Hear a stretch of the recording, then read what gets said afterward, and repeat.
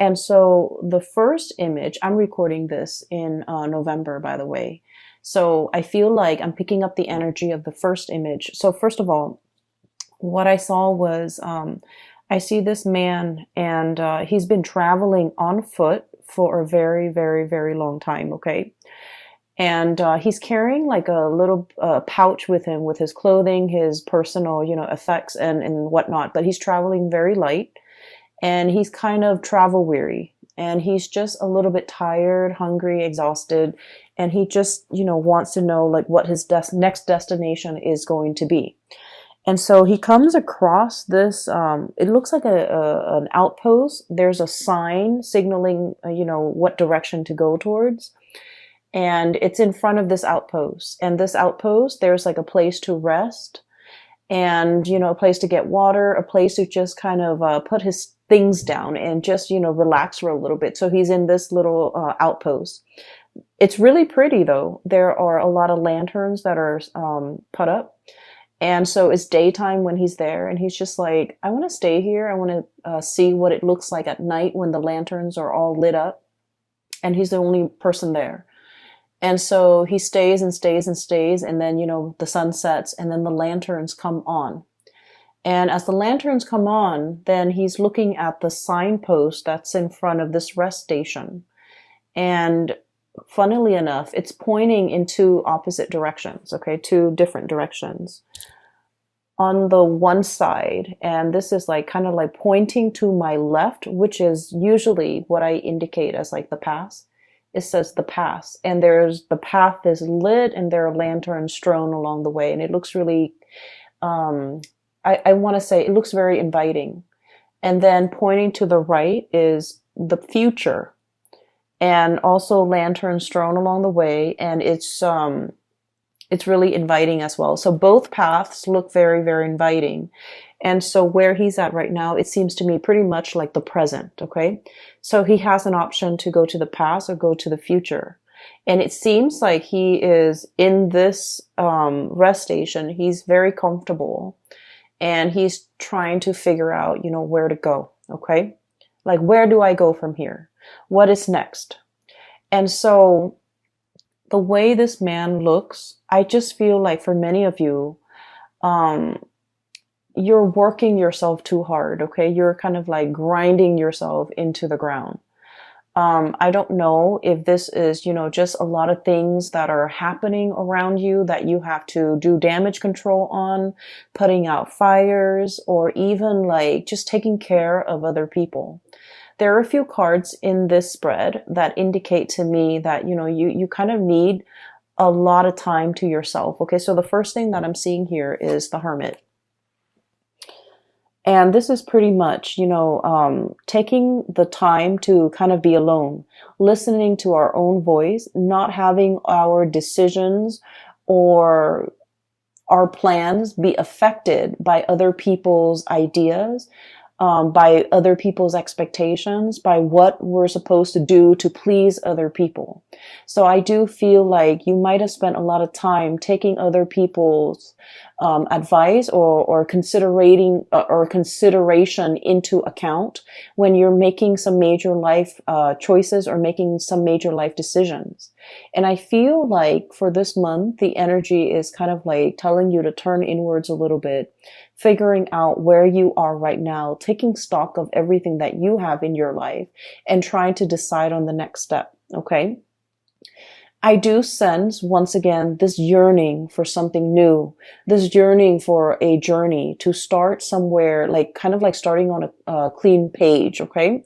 Rewriting your story or writing your story, writing the next chapter, and even thinking about like the next adventure that you want to get into, the next thing that you want to kind of like swim towards. And I'm sensing that you have spent a lot of time trying to figure out, how to juggle between what other people expect of you and what it is that you want out of your life. And I feel like for this month, you're definitely at a point where you're in the driver's seat and you're trying to decide on the next phase. And you need to be making this decision independent of other people. what other people want from you, what other people expect you to do, and just kind of, listen to your own calling. Okay. The other two cards that came out in the deck that signify to me the need to really take care of your health and to, figure out if there are things like joint pains or aches and pains or whatever ailments or whatever symptoms that you're feeling. It is really important to, take the time, prioritize your health, go see a physician if you need to, and really, learn to take care of yourself. Okay. Because I feel that I feel like some things that have been neglected are starting to bother. Okay. So in this way, this can be like a physical symptom, like aches and pains here and there. And you're just like, oh, it's not too bad. I'll tend to it when I have time. And then before you know it, weeks or months might have gone by and you're just like, it's really, really, it's getting worse. It's escalating. Like there's more throbs and more pain, but you're just like, I'm too busy right now. I really don't have the time for it. So this is the month where you're really going to need to, take the day off, take care of yourself, and to really prioritize whatever it is that needs maintenance on your person or whatever that needs maintenance around you. Okay. So I feel like there's something here. It's, seeing this heart and there's a string. Okay. So literally tugging at your heartstrings. But what it is I'm sensing that whatever has been neglected, is starting to kind of like get to you, is starting to bother you, it's starting to kind of weave its way back in, and it's time for you to address these issues. And I feel for many of you, it could be health related. For others of you, it could be like somebody who might feel a little bit neglected. For some of you who have, family and children, this could be making promises to like a child or making promises to a significant other, or if you're in a relationship, making promises to somebody and being too overworked, too overwhelmed, and not being able to follow through with the promises. And now I feel like it's time for you to revisit these things that have been promised, but for whatever reason have never been followed through. And then I'm also sensing for some of you, whatever has been neglected, like if there's like lack of communication, if there are things that have been kind of like left without any closure, these things are coming in, tugging at you. And I feel like you want to really take the time in the month of December to kind of wrap up these loose ends so that you can figure a way forward. Okay. Or you can, so December is it's the end of the year, and it's a time where a lot of people feel like they need to wrap up projects, they need to wrap up things, and they need to kind of get themselves ready and to, bring about the new year, bring about the new energy. So it's sort of like that last push for us to take care of things. Tie up loose ends, take care of unfinished business so that we can kind of cast them aside and move into a clean slate. So that's what I'm feeling right now. I keep seeing, especially for many of you, like pains in the lower extremities, joints, ankles, legs, knees, things like that. And even like, we have here the Ten of Swords, and the Ten of Swords is needing a lot of, it's like generalized pain, like body aches, needing to go to see a massage therapist, needing like, like a deep, like acupressure, almost like type of, a massage, needing to work out all those knots and all those, all the tension in the back of your neck, all throughout your body, so that you can feel release. Okay. So I feel like there's some physical symptoms here that might be keeping you up at night, that might be hindering. And overall, I feel like, stress and lack of sleep that might be getting in the way of you, of your performance during the day. Okay. So whatever it is that is, has been neglected, it is time to really address these issues. And it is time to, find a solution, wrap up loose ends, and move forward. Okay. The other image, funnily enough, is I literally see this little green leprechaun, okay? And he's got that hat with the three-leaf clover on it. And he's like literally dancing around in a field of clover, okay? Just like jumping around, kind of laughing. So I'm seeing like just a field of green. And so this spells to me a lot of luck, a lot of transformation when it comes to things. And I feel like it's a continuation, a little bit of the last month's reading where I mentioned there might have been some unintended consequences. And I mentioned they weren't that bad. It's like you do something and you were thinking like, oh no, it's going to lead to a specific outcome, but then the outcome is like totally unexpected, totally outside of the realm of possibility. So I see that energy coming in with the field of clover, which signifies, you know, tremendous luck, just abundance, having really, really good luck on your side. And then this leprechaun just jumping up and down all around this field of clover. So what I feel as well is I really sense there is some very strong spiritual protection here, okay? We have here the Four of Wands. You are in kind of like being blessed, being enclosed or encased in a sacred space where things, bad energies, bad intentions, bad people, bad situations will not affect you, will not kind of like burst your bubble, and will not have any bearing on you. Okay, so I feel like for many of you, there is some really, really strong divine protection.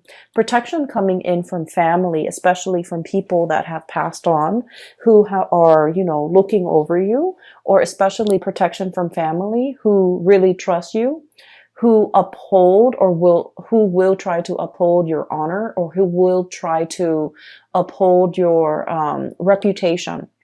So for example, just an example, okay, I don't feel like this is going to apply to you, but what I feel is like, for example, somebody might say like, I don't know if I trust the Gemini to follow through on what they say. And somebody from your family unit might say like, no, the Gemini has never, proven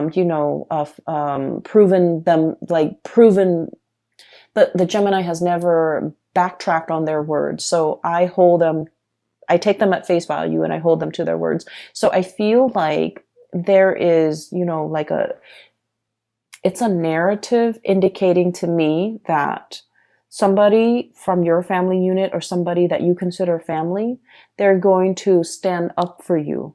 They're going to say really good things about you. And they're going to kind of like change a situation around based on how convincing they are when they speak or vouch for your character. So I feel like it's a very, very strong sense of like spiritual protection coming through from the family unit. And especially if you have members of your family that have passed on, there's very strong divine protection. And there's a lot of communication and messages as well coming through, especially for people that have passed on, okay? We have the Death card, and this is not meant to be spooky or scary. We have the Death card and the bird here, which indicates to me communication, okay? I understand that for some of you, you've been feeling a little bit trapped for a while, okay? And I feel like the energy was very, very tense over the summer, okay? Especially like around your birthday time. You had a lot on your plate. You had a lot of things that were, I almost feel like anxiety provoking, okay? Anxiety inducing, anxiety provoking. Lack of restful sleep, not being able to quiet your mind, okay? And we're talking like staying up, thinking about a lot of things. Some of them are real things. Some of them are imagined. So like, real scenarios versus imagined scenarios. Some of them crisscross, and you're just like up at night. You're constantly back and forth thinking about things, thinking about like how things are going to play out, thinking about what direction to take. And I'm literally seeing like that same traveler, and there are like, 10 roads just forked out ahead of him, and he doesn't know which path to take. Okay. So I just feel like you've been feeling this way, especially since your birthday, late May and the beginning part of June, you've been feeling like responsibilities were piling on. You didn't have time to yourself. You didn't have time to really be alone with your thoughts and to figure things out and to be very definitive with the decisions that you're making. And so you felt almost like you were spinning in circle. Like, which way do I go? I just feel like I'm in this endless feedback loop and I really can't break out of it. And then I also feel like the month of November, okay, as we are doing this reading and as you have already experienced the beginning of November, some major things have come into the picture to kind of like solidify things, to give you more information, to solidify, I guess, some of the decisions and some of the choices that you need to make. And, you know, those 7 different forks in the road have kind of, I want to say coalesce, converge, almost like a convergence. And so coming into this month of December, I see like the choices are narrowed down, past or future, okay? And you're just like in a position where you're going to have to choose. And I feel like, once again, both paths are lit up with those lanterns, which indicate to me that, you know, they are just as, neither one is more favorable. They are just as good. And I feel that either way that you choose to take, you're going to be safe, you're going to be protected. And I feel like there will be another rest stop along the way for you to rest, for you to reassess your decision. So whatever decision you're making is not final. Does that make sense? It's not a final destination just yet. You're still continuing your journey. And so whatever decision that you make is a continuation. And at any point in time, if you don't, I guess like if you don't find yourself enjoying the route or enjoying the road that you're taking, you can always backtrack and you can always, you know, go back to the starting point and start over. So I do feel like